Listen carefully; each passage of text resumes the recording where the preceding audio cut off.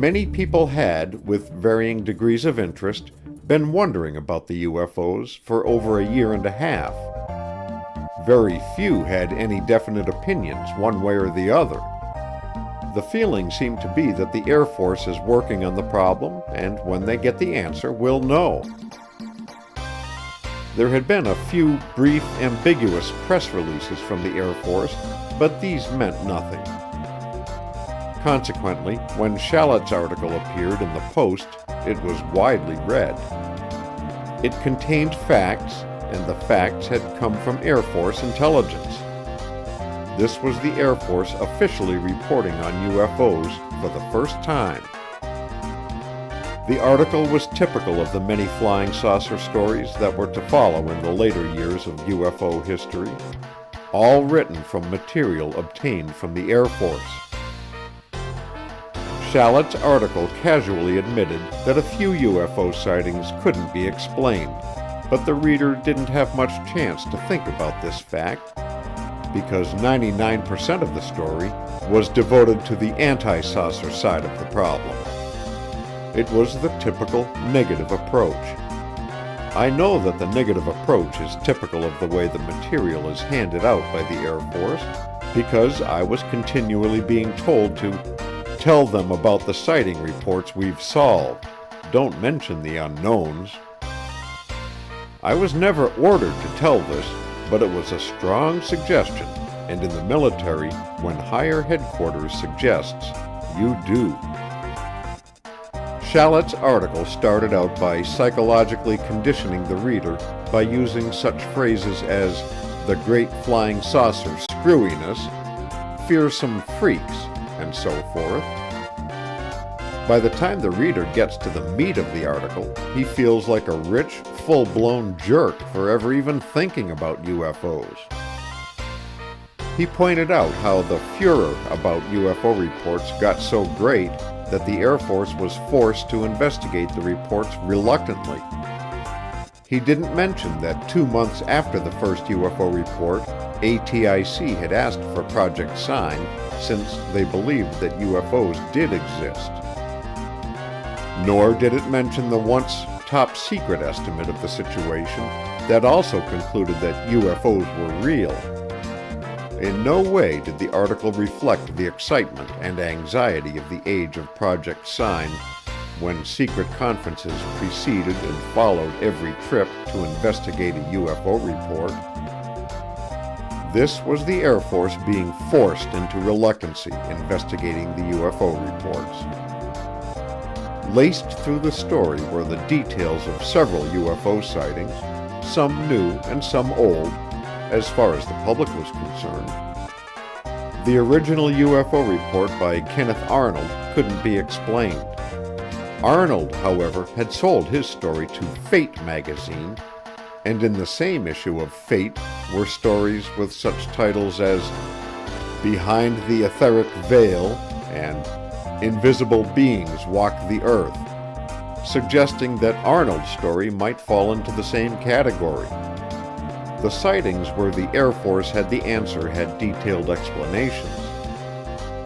The ones that were unknowns were mentioned, but only in passing. Many famous names were quoted. The late General Hoyt S. Vandenberg, then Chief of Staff of the Air Force, had seen a flying saucer, but it was just a reflection on the windshield of his B-17. General Loris Norstad's UFO was a reflection of a star on a cloud. And General Curtis E. LeMay found out that 1 out of 6 UFOs was a balloon. Colonel McCoy, then Chief of ATIC, had seen lots of UFOs. All were reflections from distant airplanes. In other words, nobody who is anybody in the Air Force believes in flying saucers. Figures in the top echelons of the military had spoken. A few hoaxes and crackpot reports rounded out Mr. Shalat's article. The reaction to the article wasn't what the Air Force and ATIC expected. They had thought that the public would read the article and toss it, and all thoughts of UFOs, into the trash can. But they didn't. Within a few days, the frequency of UFO reports hit an all-time high. People, both military and civilian, evidently didn't much care what Generals Vandenberg, Norstad, LeMay, or Colonel McCoy thought. They didn't believe what they were seeing were hallucinations, reflections, or balloons. What they were seeing were UFOs, whatever UFOs might be. I heard many times from ex-Project Grudge people that Shallot had crossed them. He'd vaguely mentioned that there might be a case for the UFO. This made him pro-saucer.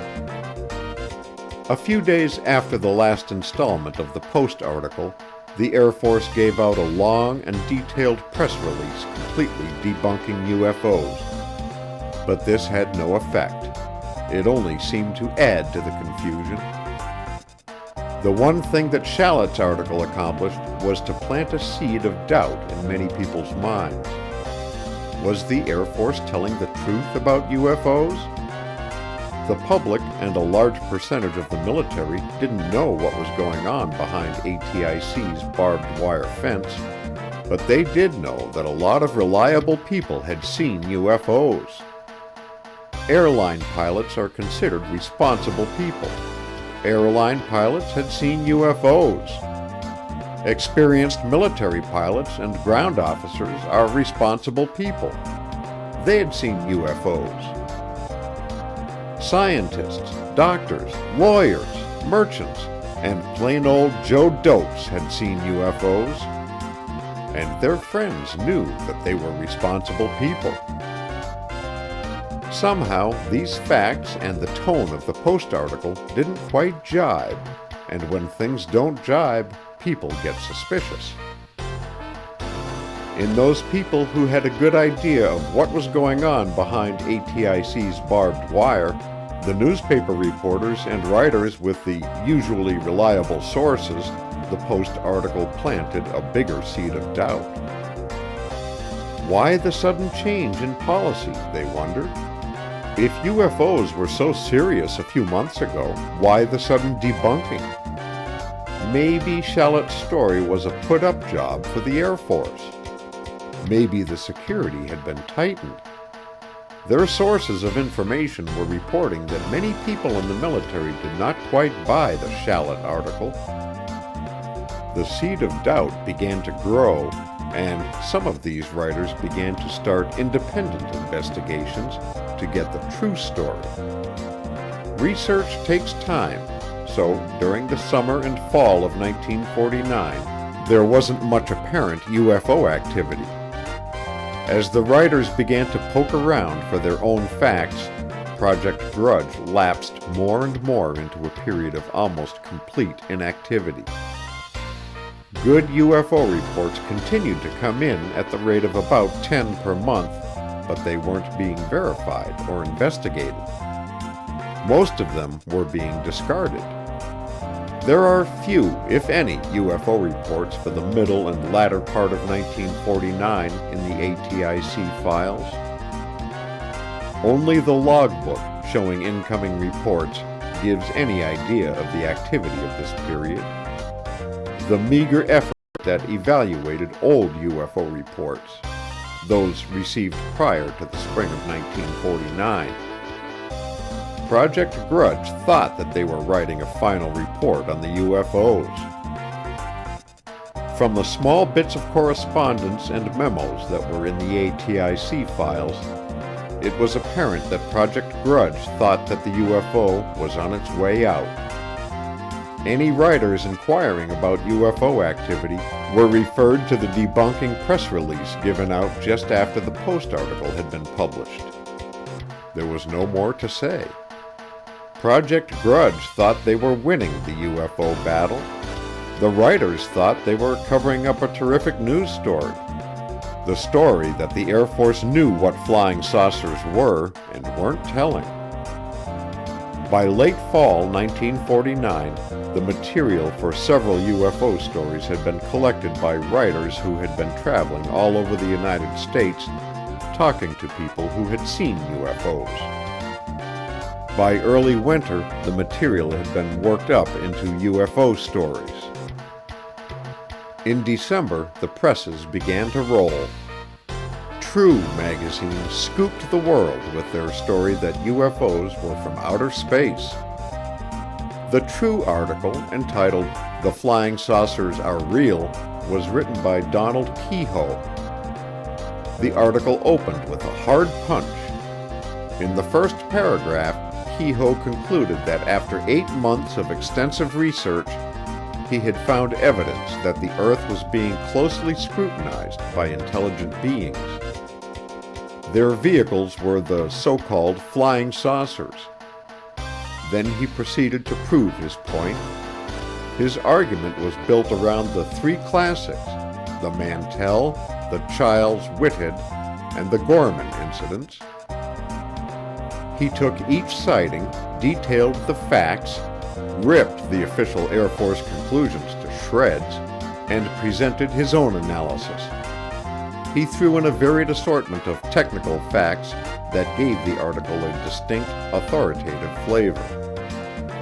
This, combined with the fact that True had the name for printing the truth, hit the reading public like an 8-inch howitzer.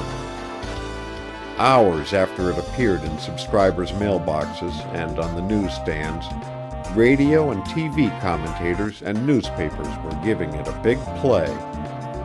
UFOs were back in business to stay. True was in business too. It is rumored among magazine publishers that Don Kehoe's article in True was one of the most widely read and widely discussed magazine articles in history. The Air Force had inadvertently helped Kehoe. In fact, they made his story a success. He and several other writers had contacted the Air Force asking for information for their magazine articles. But knowing that the articles were pro-saucer, the writers were unceremoniously sloughed off. Kehoe carried his fight right to the top, to General Sory Smith, Director of the Office of Public Information, but still, no dice. The Air Force wasn't divulging any more than they had already told. Kehoe construed this to mean tight security, the tightest type of security. Kehoe had one more approach, however. He was an ex-Annapolis graduate, and among his classmates were such people as Admiral Delmar Farney, then a top figure in the Navy guided missile program, and Admiral Calvin Bolster, the director of the Office of Naval Research. He went to see them, but they couldn't help him. He knew that this meant the real UFO story was big, and that it could be only one thing: interplanetary spaceships or earthly weapons. And his contacts denied they were earthly weapons. He played this security angle in his True article and in a later book, and it gave the story the needed punch. But the Air Force wasn't trying to cover up. It was just that they didn't want Kehoe or any other saucer fans in their hair. They couldn't be bothered. They didn't believe in flying saucers and couldn't feature anybody else believing. Believing to the people in ATIC in 1949 meant even raising the possibility that there might be something to the reports. The Air Force had a plan